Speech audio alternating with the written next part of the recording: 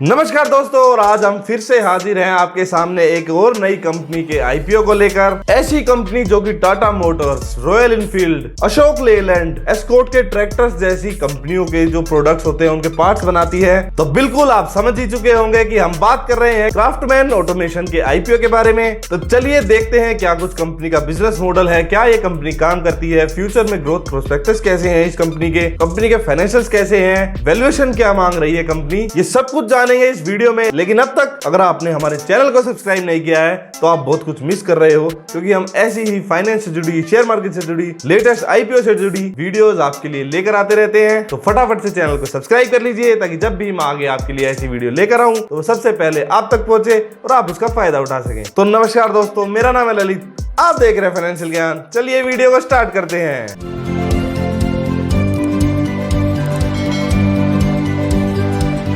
तो दोस्तों बात करते हैं क्राफ्टमैन ऑटोमेशन लिमिटेड। जो कंपनी है वो 1986 में इनकॉर्पोरेट हुई थी, 1986 में बनी थी, जो कि एक लीडिंग इंजीनियरिंग कंपनी है जो कि काम करती है प्रिसीजन कंपोनेंट्स ये कंपनी बनाती है, और उसके अलावा बहुत सारे प्रोडक्ट डिजाइन और मैन्युफैक्चर करती है। और सबसे मेन बात तो ये लीडिंग मैन्युफैक्चरिंग कंपनी है इंडिया की, जो ट्रैक्टर के सिलेंड्रिकल ब्लॉक्स होते हैं जो कि मेन इंजन का पार्ट होते हैं, ऑयल को इंजन से डिफरेंट पार्ट्स में सप्लाई करते हैं, ल्यूब्रिकेशन करते हैं, टेम्परेचर मेंटेन करते हैं। बेसिकली एक मेन पार्ट होता है ट्रैक्टर्स का, वो ये कंपनी बनाती है और इस चीज में ये लीडिंग मैन्युफैक्चरर है इंडिया में। उसके अलावा कंपनी के बेसिकली 3 बिजनेस सेगमेंट है, जिसमें कि सबसे पहला है ऑटोमेटिव पावर ट्रेन, जिस पर की गाड़ियों के डिजाइन बनते हैं, गाड़ियों की जो पावर होती है उसको जो सप्लाई करने का काम करते हैं। मेन जो गाड़ी का बेसिक डिजाइन होता है वो इन्हीं पर बनता है। उसके अलावा दूसरा जो बिजनेस सेगमेंट है वो है ऑटोमेटिव एल्यूमिनियम प्रोडक्ट्स, जो एल्यूमिनियम गाड़ी में यूज होता है, गाड़ी को बनाने के लिए, उसकी बॉडी बनाने के लिए,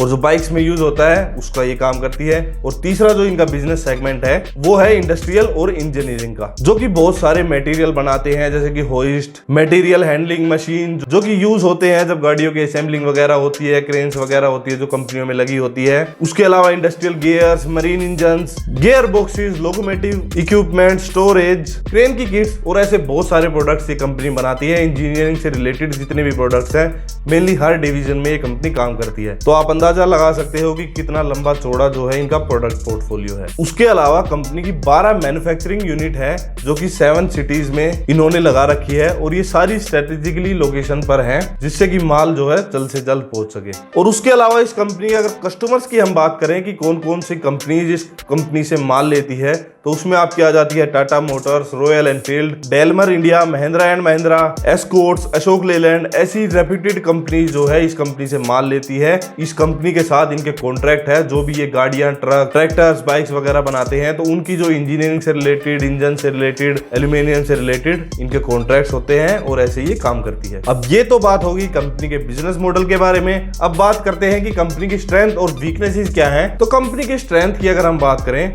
तो कंपनी एक लीडिंग मैन्युफैक्चरर है इंजीनियरिंग प्रोडक्ट्स की, और काफी अच्छी ग्रोथ दिखा रही है पिछले कुछ टाइम से। दूसरा, कंपनी की जो मैन्युफैक्चरिंग यूनिट्स है वो स्ट्रेटेजिकली लोकेशन पर लोकेटेड हैं, जिनसे कि उनका माल की डिलीवरी जल्दी हो सके, टाइमली वो प्रोडक्ट्स को डेवलप करके उनको उनकी डेस्टिनेशंस पर पहुंचा सके। उसके अलावा कंपनी का स्ट्रॉन्ग प्रोडक्ट पोर्टफोलियो है, बहुत सारे प्रोडक्ट्स कंपनी बनाती है, वर्टिकली इंटीग्रेटेड है। और चौथा, अगर हम बात करें तो अच्छे फाइनेंशियल है कंपनी के, पिछले कुछ टाइम से कंपनी अच्छी ग्रोथ दिखा रही है।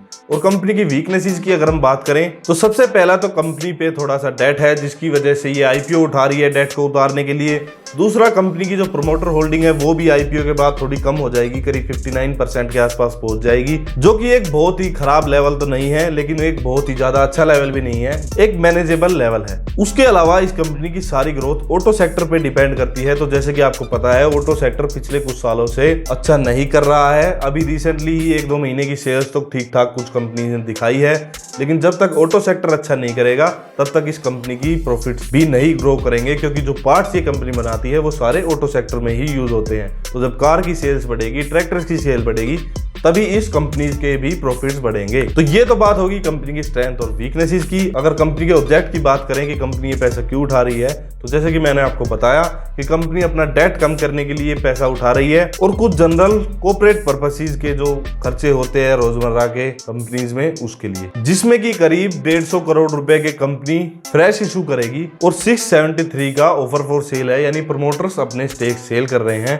जिसके बाद की प्रमोटर्स का स्टेक जो कि पहले 63.4% था वो अब घटकर 59.7% रह जाएगा। और अगर हम कंपनी के फाइनेंशियल्स की बात करें तो कंपनी के फाइनेंशियल पिछले कुछ सालों में अच्छे दिख रहे हैं। कंपनी के एसेट्स की अगर हम बात करें तो 2018 में कंपनी के एसेट्स करीब 2000 करोड़ के थे, जो कि 2020 में बढ़कर करीब 2300 करोड़ के हो गए। और कंपनी के रेवेन्यू की अगर हम बात करें तो कंपनी के रेवेन्यू में इतनी कोई खास ग्रोथ नहीं है। 1522 करोड़ का रेवेन्यू घटकर 1500 करोड़ का रह गया 2018 से 2020 के बीच, क्योंकि आपको पता ही है ऑटो की सेल्स बहुत ही ज्यादा कम हो गई थी इस टाइम पीरियड के बीच। पिछले कुछ सालों से ऑटो सेक्टर काफी अंडर परफॉर्म कर रहा है, जिसके चलते ये नंबर्स हमें दिखाई दे रहे हैं। लेकिन अब अगर पिछले कुछ 2-3 महीने के नंबर्स को हम देखें तो ऑटो सेल्स रिवाइव हो रही हैं, और बहुत सारे, क्योंकि ऑटो सेक्टर में रिफॉर्म्स आ रहे हैं, नए इलेक्ट्रिक व्हीकल्स पर जोर दिया जा रहा है, सीएनजी व्हीकल्स पर जोर दिया जा रहा है, तो उसके चलते प्रॉफिट्स डगमगा रहा है ऑटो सेक्टर में। तो जैसे ही ऑटो सेक्टर में ग्रोथ आएगी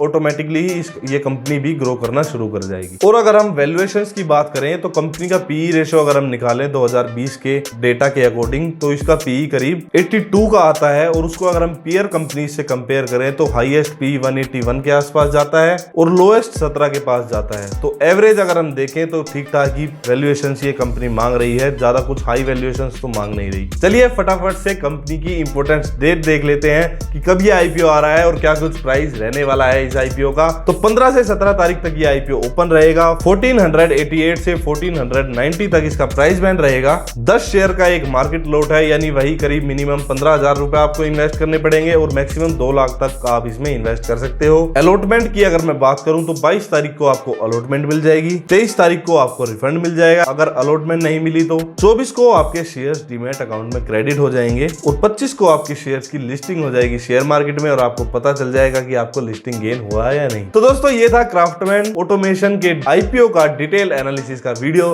कमेंट करके जरूर बताइएगा वीडियो आपको कैसी लगी। वीडियो को लाइक कर दीजिएगा, चैनल को सब्सक्राइब कर लीजिएगा, और कोई भी डाउट हो, क्वारी हो, डायरेक्ट मेरे इंस्टाग्राम पेज पर मैसेज कर सकते हो। और आपको हमारी डेली शेयर मार्केट न्यूज की सीरीज कैसी लग रही है ये मेरे को जरूर बताइएगा। तो दोस्तों आज के लिए बस इतना ही, मिलते हैं ऐसी ही इंफॉर्मेटिव नेक्स्ट वीडियो में। तब तक के लिए जुड़े रहें, बने रहें। Thank you so much.